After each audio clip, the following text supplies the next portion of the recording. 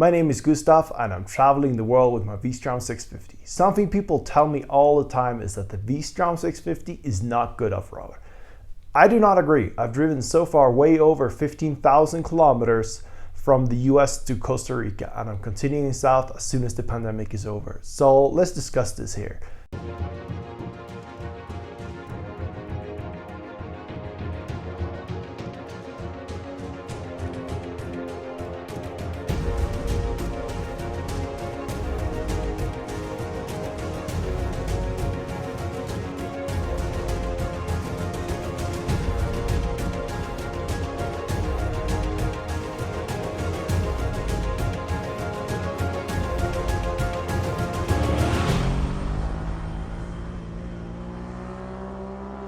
Let's get one thing clear from the start. A V-Strom is not a dirt bike. Never has been and it never will be. I think a discussion worth having is how we as adventure riders actually ride. While traveling around the world, you avoid unnecessary risks.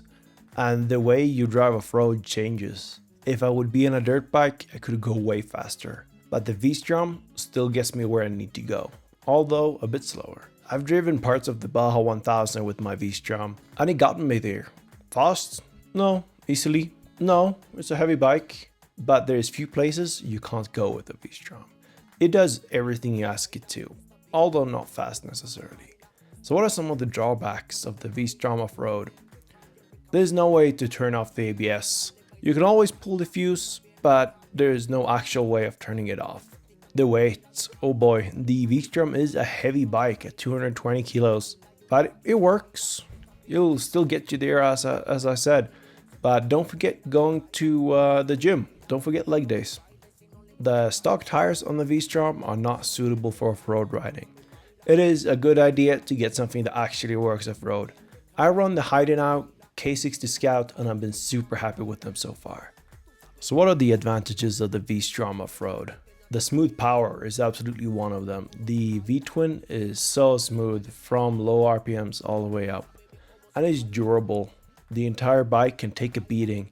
You can drop it, just pick it back up and keep riding. And parts are cheap. If you would happen to break something while it falls, it's cheap to replace. Have you looked at the prices of replacement parts for BMWs or KTMs? Something I hear repeated all the time is that the suspension is way too soft on the V-Strom. I don't agree.